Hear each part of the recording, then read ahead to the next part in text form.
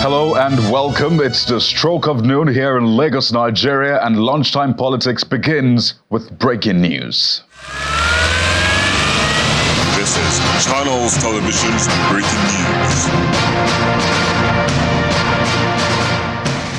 Well, let's tell you that the Court of Appeal sitting in Abuja has overturned the judgment of a federal high court which ordered the People's Democratic Party PDP to allow the participation of 381 ad hoc delegates in the February 22nd primary election that produced Mr. Aswa Ighodalo as a candidate of the party for the September 21st, 2024 governorship election in Edo State. A three-man panel of the appellate court set aside the judgment of Justice Inyangekwo delivered on July the 4th on the grounds that the trial court lacked jurisdiction to entertain the suit of the aggrieved delegates in the first place, having lacked the necessary legal rights to initiate the suit. In a unanimous decision, the court held that it cannot interfere with how the PDP selected its candidate for the September 21st governorship election in Edo State. Again, breaking news coming from the Court of Appeal sitting in Abuja, which has overturned the judgment of a federal high court which ordered the PDP to allow the participation of 381 ad hoc delegates in the February 22 primary election that produced Mr. Aswa Ighodalo. Well, this is a major judgment that is expected to impact on that election, which we'll have in the coming days. We'll stay with Channels Television. We'll bring you more reactions and updates to the breaking news coming from the Court of Appeal. Well, away from the courts for a moment, let's talk security. But this time, security is affecting the health sector, as the Nigerian Association of Resident Doctors has declared a 7-day nationwide warning strike over their colleague, Dr. Ganiat Popola, who has remained in bandits' captivity for almost 8 months now. The strike, which began today from 12 a.m., was announced in a statement by the NARD president, Dr. Dele Abdullahi. Dr. Abdullahi disclosed that the decision was made during the virtual emergency National Executive Council meeting held yesterday. He said the warning strike will last for 1 week and will be total, as there will be no emergency care. Dr. Ganiat Popola, a registrar in the Department of Ophthalmology at the National Eye Center, Kaduna, was abducted on December the 27th, 2023, along with her husband and nephew. Now, while her husband was released in March, Dr. Popola and her nephew remain in captivity. Weeks ago, members of NARD had protested in all tertiary hospitals across the nation to demand the immediate release of Dr. Popola. Now they have taken it up a notch by declaring a 7-day warning strike. Meanwhile, the Inspector General of Police, Mr. Kayode Egbetokun, is again reassuring Nigerians that all persons resident in the country and that the force will remain vigilant, proactive, and relentless in its pursuit of a safer Nigeria, where the security of persons remain a top priority. The police chief was speaking in Abuja shortly before handing over the 20 rescued medical students of the universities of Jos and Maiduguri to their vice chancellors. The students were rescued alongside 7 other abducted persons. 20 medical students and 7 others who were kidnapped in Benue State have been received by the Inspector General of Police at the force headquarters in Abuja a week after they were kidnapped in the state while on their way to Enugu.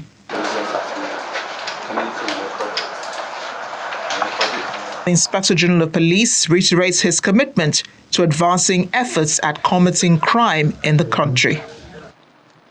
We remain resolute in our commitment to rid our nation of criminal elements who seek to disrupt the peace and security of our society. The Nigeria Police Force will continue to employ every lawful means at its disposal to protect the lives and property of all Nigerians. The vice chancellors of the universities of Jos and Maiduguri are appreciative of the rescue mission by the police and other security agencies. Our message on behalf of the Governing Council of the University of Jos, the Senate, and indeed the entire University of Jos community to stand here or sit here to express our profound gratitude. We kept in touch with the security agencies, as the VC of the just said, and we are really happy that we have a police force that is capable of performing this miracle. Parents of the victims and the governor of Benue State also expressed their appreciation for the prompt rescue of the students. They're so excited and happy at what has happened. His first thanks go to the president, who has a special place in his heart of Benue, President Bola Ahmed Tinubu. The NSA, who has spent countless hours on the phone with our governor to ensure that this happens. The IGP, who has spared no cost and no personnel to ensure that this happens. We want to sincerely appreciate the Nigerian police and the security of Nigeria Security Force. For those still in captivity, the Nigeria police has a message of assurance. Yeah, my message to those who are still in captivity and to their family members is that they should not lose hope. The rescued students now look forward to reuniting with families and loved ones and returning to life as normal as possible. Staying with security, the district head of Garu Kurama community in Lere local government area of Kaduna State, Mr. Yakubu Jadi, and 6 other members of Gurzan Kurama village have been kidnapped by bandits. Among the victims is a catechist of a Catholic church in the community and the daughter of the district head. The Southern Kaduna People's Union Sukapu said in a statement issued by its public relations officer, Josiah Abrax, that the district head and the other victims were abducted on the night of Friday, August the 23rd. Describing the incident as unfortunate, alarming and worrisome, Sukapu calls on security agencies and relevant authorities to ensure the quick and safe release of the victims. Meanwhile, Governor Obasani of Kaduna State says stability has been restored in Birnin-Gwari local government area, which is another side of town. He gave the hint at the flag-off of construction of a 35.6-kilometer road that will link 62 communities in the area. He assures that despite the security challenges in the area, his administration is fully committed to ensuring that Birnin-Gwari and any part of the state is free from stronghold of criminal elements.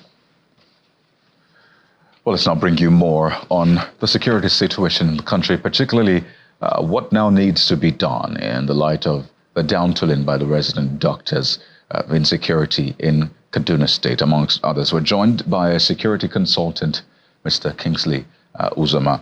You're welcome to Lunchtime Politics, Mr. Uzoma. Well, good afternoon. Thanks for having me. Well, a lot of people woke up to the surprising news that resident doctors now, downtooling as a result of the continued detention, or at least captivity of their colleagues in a bandits camp for almost 8 months now. Dr. Ganiat Popola. Now that comes on the heels of the rescue of 20 medical students and others who were kidnapped in Benue State. What are the optics for you with this one?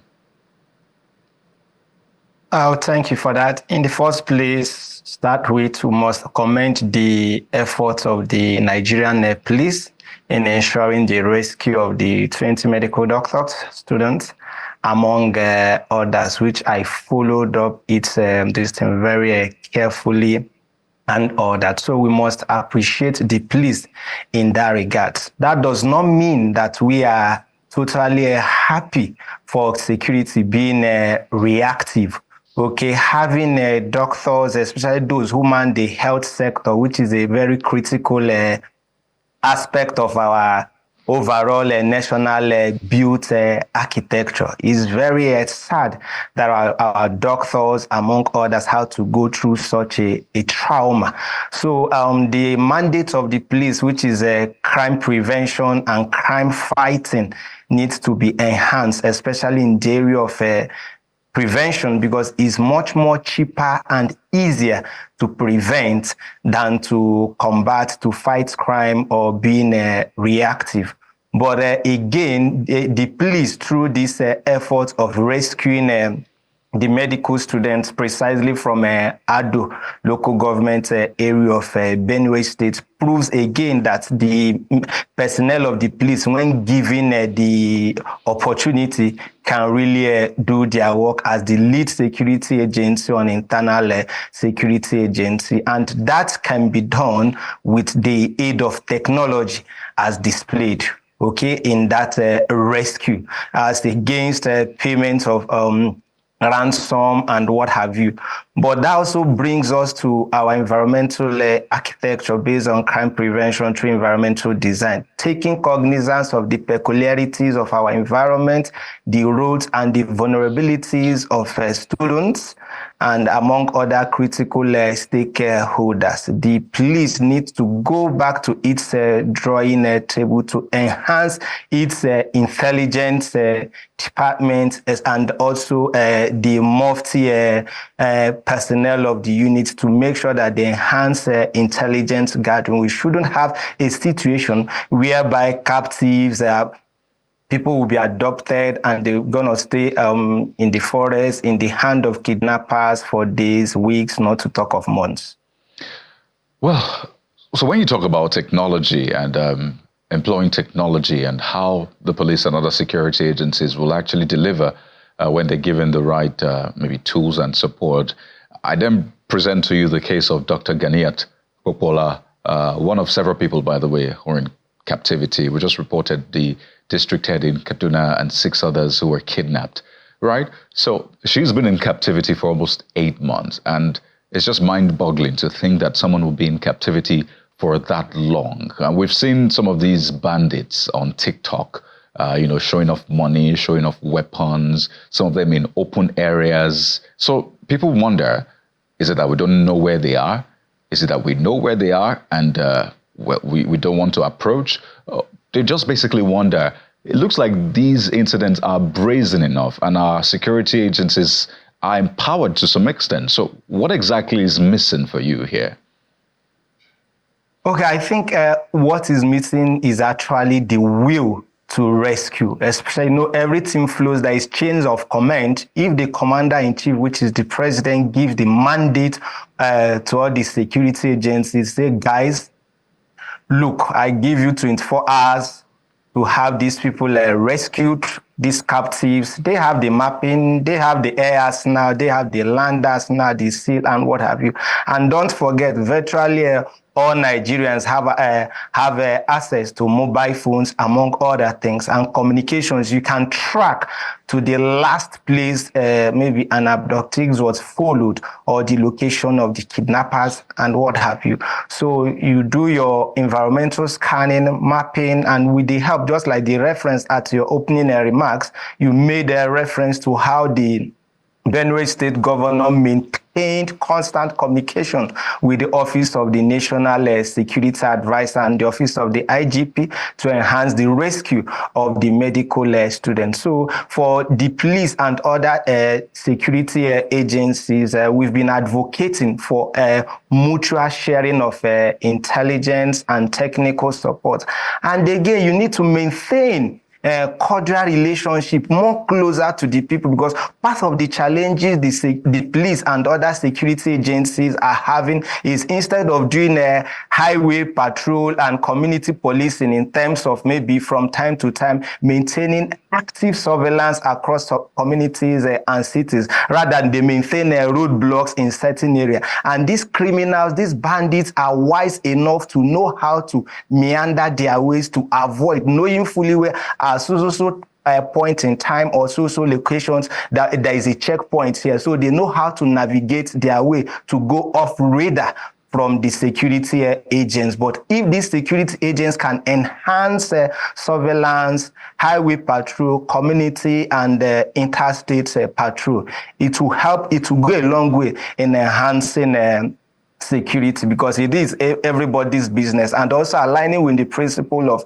if you see something, you say something. But you discover that citizens are also afraid to divulge information to these bandits and criminals. Rather, some choose to be informat to these criminal elements, alerting them of the movement or the presence of security personnel in order to have their own life as well. Mr. Osama, we're due for a break now, but when we return, we'll touch on some other issues, particularly in the intelligence community, the resignation of the DG of NIA, and some of these other issues that add up to the security situation in the country. That plus more in a moment. Please stay with us.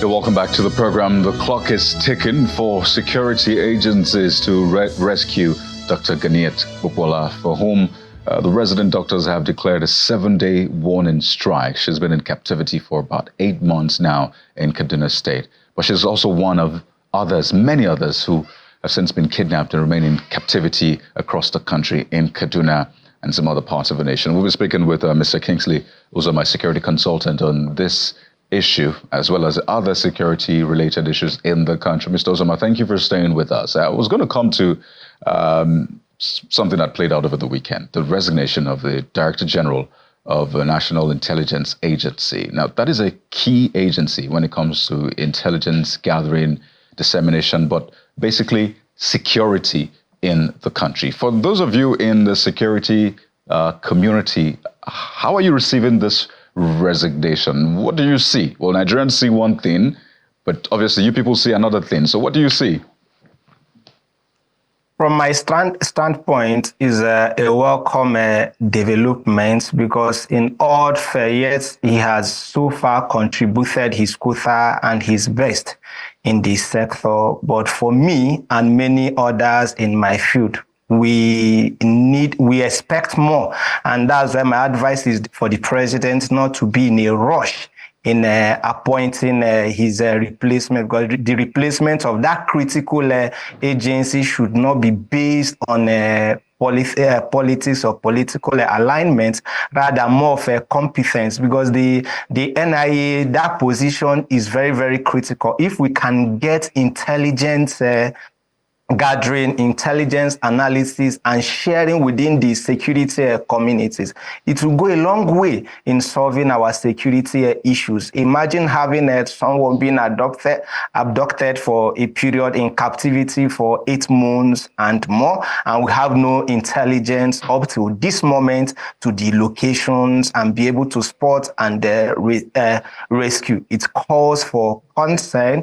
And yes, just like the man thanked the president for giving him much more opportunity. Don't forget that yes, he was of the previous administration and has also served in this. And maybe looking at himself, politics aside, he admitted that yes, he believed that there are other more competent persons that could come on board to work with other security agencies to make sure that we upscale our intelligence gathering analysis and maybe domesticate it in terms of having the relevant agencies like the police to use the ingredients of the analysis to enhancing security of lives and properties.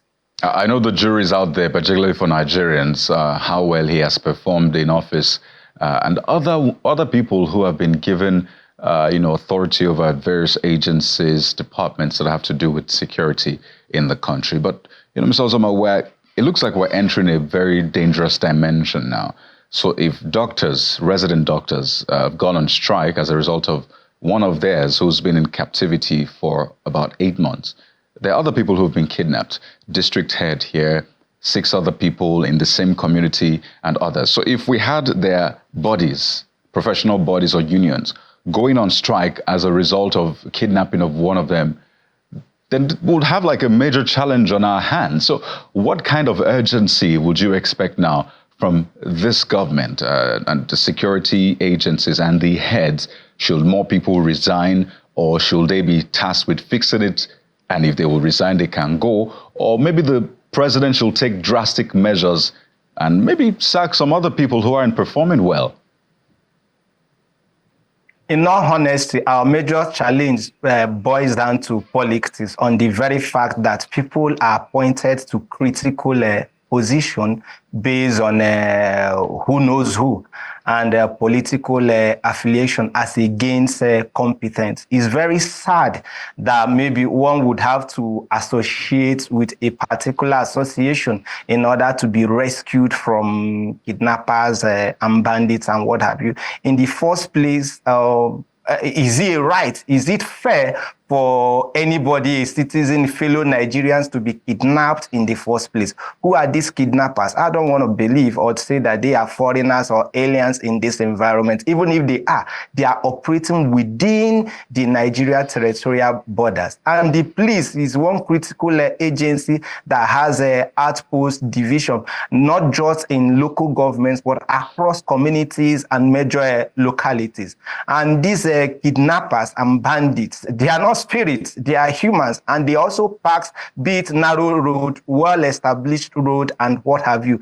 People have clue about them. And when information goes out about people abduction or criminal activities, the security agencies should not relent or wait further in responding rapidly. So what you see more is failure of emergency response. When there is emergency, how do we respond? As the security agencies, are they prepared? Are they ready to answer this emergency call?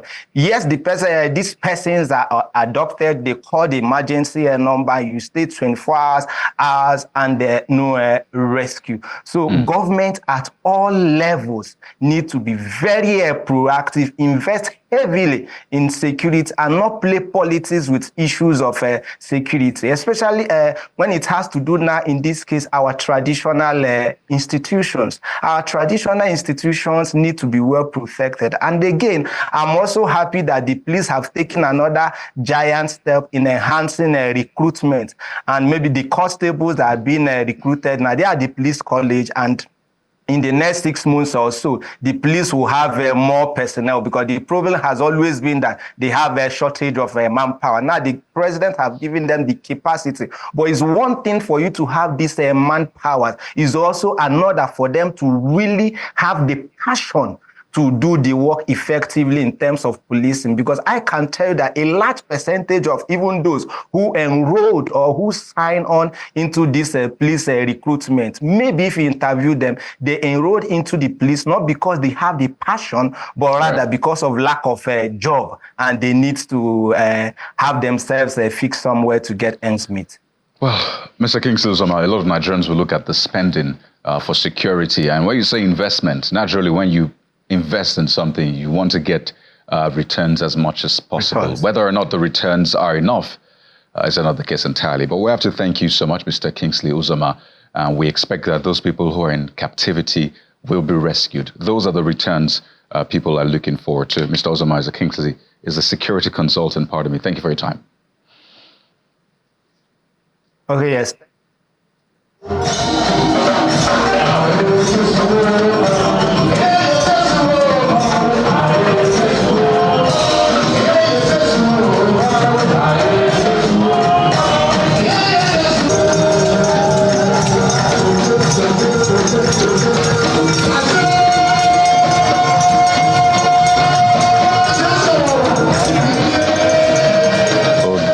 Steps of Governor of Bayelsa State, Mr. Diri, who's been celebrating the judgment of the Supreme Court, which affirmed his election as Governor of Bayelsa State during the November 11th governorship election. Governor Diri was joined by his supporters and top government officials to celebrate the apex court's judgment with a Thanksgiving service at the King of Glory Chapel, the Government House in Yenagoa, the state capital. He attributed his legal triumph to divine providence and the steadfastness of Bayelsa residents, who he says were key to his emergence or re-emergence this time around as governor. We have come to give the glory back to God and to thank Him. And by thanking Him, we are saying, God, do more for us tomorrow. Do more for us next tomorrow. Continue to give us this peace that is reigning in Bayelsa State. And give us unity of mind, that we will have one mind in pursuing the development of Bayelsa State. We're on the drive on power, and we are very sure that by God's grace, we will get Bayelsa into having an independent electricity in this state. And now to an issue which has been quite controversial, and that is a constitutional roles or otherwise for first ladies. Well, a political group, the Nigeria First Policy, is advocating for the creation of constitutional roles for the office of the country's First Lady and state governors, which they think will formalize their positions and define their responsibilities and powers. At a news conference in Kaduna, the national coordinator of the Nigeria First project, Jonah Bonnet, says creating constitutional roles for the office of a wife of a president and wives of state governors will potentially increase the influence and impact of the office in Nigerian politics, as well as on women and children development. As a nation, we must recognize and appreciate the importance that women have in creating a just and a better society. We must continue to pray for change and work towards a society, value and well-being of the community.